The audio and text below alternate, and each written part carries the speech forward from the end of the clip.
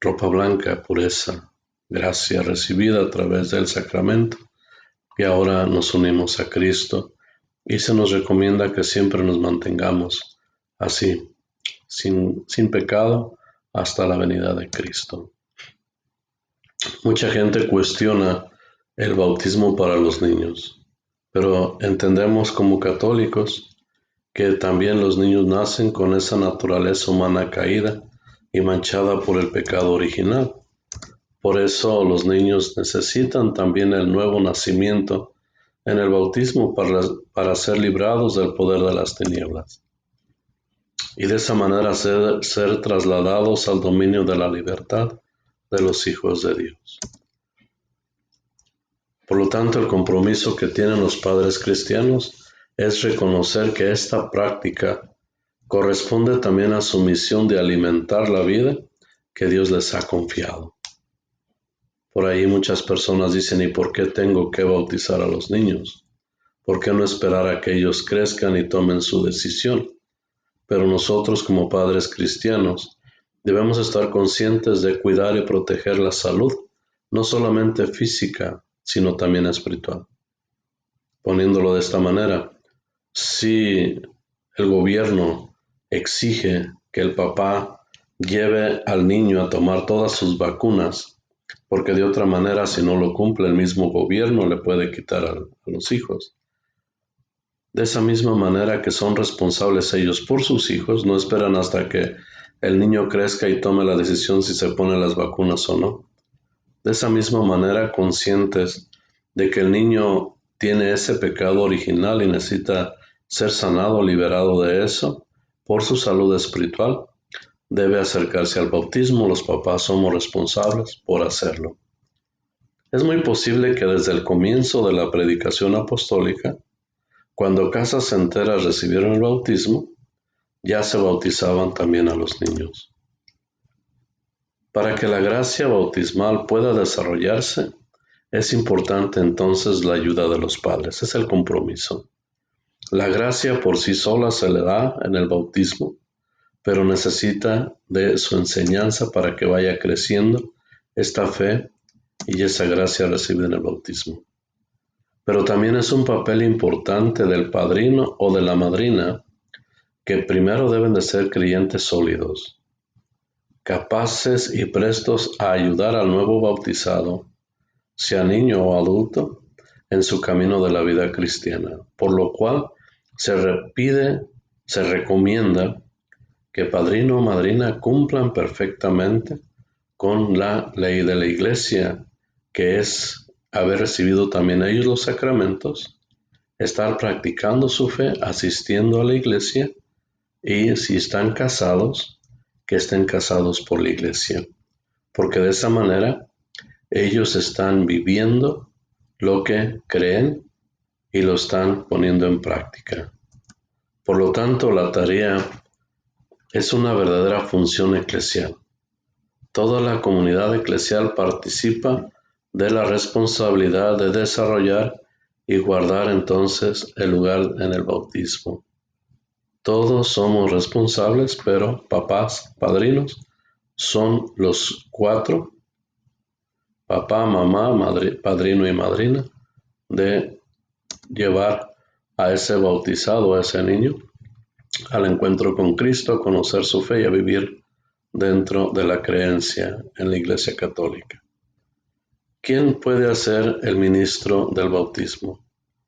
Los ministros ordinarios, o sea, los que hacen el bautismo, es el obispo y el presbítero, o sea, el sacerdote, y también en la Iglesia Latina, o sea, en toda nuestra Iglesia, aquí en Estados Unidos, en América Latina, etc., el diácono. Somos ministros ordinarios de este bautismo. Somos los que podemos bautizar. Pero también hay una excepción. En caso de necesidad, cualquier persona puede bautizar. Incluso puede bautizar si tiene la intención requerida y utiliza la fórmula bautismal trinitaria. ¿Cuál es esta fórmula?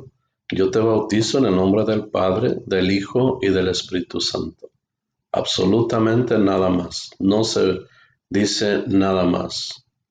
Digamos que el niño se llama José. José, yo te bautizo en el nombre del Padre, del Hijo y del Espíritu Santo. Y derramar 3 veces el agua en la cabeza. Yo te bautizo en el nombre del Padre, se derrama el agua sobre la cabeza. En el nombre del Hijo se derrama el agua en la cabeza. En el nombre del Espíritu Santo se derrama el agua en la cabeza. Esta intención requerida consiste en querer hacer lo que hace la iglesia al bautizar. Es todo lo que se requiere para que pueda ser bautizado. Pero suponiendo que ya un niño, el ejemplo, está en el hospital en peligro de muerte, necesita ser bautizado. Papá, mamá, abuelo, abuela, quien esté puede bautizarlo siguiendo estas instrucciones que acabamos de ver. Pero el niño se recupera, entonces hay que pasar a su iglesia donde están registrados como miembros y decirles que el niño fue bautizado en caso de emergencia y ya nada más va para que se cumpla todo el resto del sacramento. ¿Qué le faltó? Los aceites y todos los símbolos. Toda la fórmula para que quede ya totalmente bien bautizado y se registre dentro de la iglesia. Lo único que no se le va a dar al niño nuevamente es el bautismo con el agua, o sea, el símbolo del agua, porque ya la recibió. Pero se le van a poner los aceites con todo lo que conlleva, la luz, etc. Entonces, ¿cuántas veces se puede bautizar la persona? El bautismo imprime carácter. Esto es, una vez que se recibe, es imborrable. Si se hicieran otros bautismos, estos serían inválidos. Por lo tanto, el bautismo, siempre y cuando sea con la fórmula trinitaria, Padre, Hijo y Espíritu Santo, el bautismo es válido para toda la vida. ¿Y qué pasa si alguien muere sin ser bautizado? Desde siempre la Iglesia posee la firme convicción de que quienes padecen la muerte por razón de la fe sin haber recibido el bautismo, son bautizados por su muerte con Cristo y por Cristo.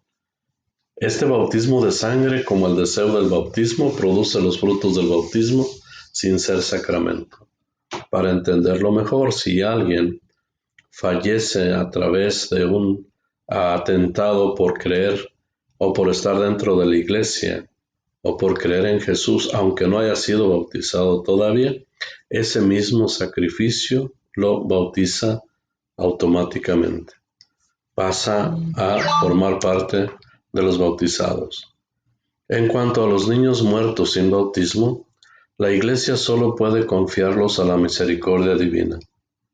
La gran misericordia de Dios que quiere que todos los hombres se salven y la ternura de Jesús con los niños que le hizo decir, dejen que los niños se acerquen a mí. Entonces un niño muerto sin bautismo, pensamos que Dios con su misericordia lo puede salvar porque él no podía tener la decisión o la voluntad de poder hacerlo. O quizá también los papás tenían la intención, la voluntad de hacerlo, pero no alcanzaron a hacerlo. Confiamos en la misericordia de Dios para que este niño pueda ser salvado y lo reciba en su reino. Continuamos en otro video. Favor de contestar las preguntas de este video para continuar.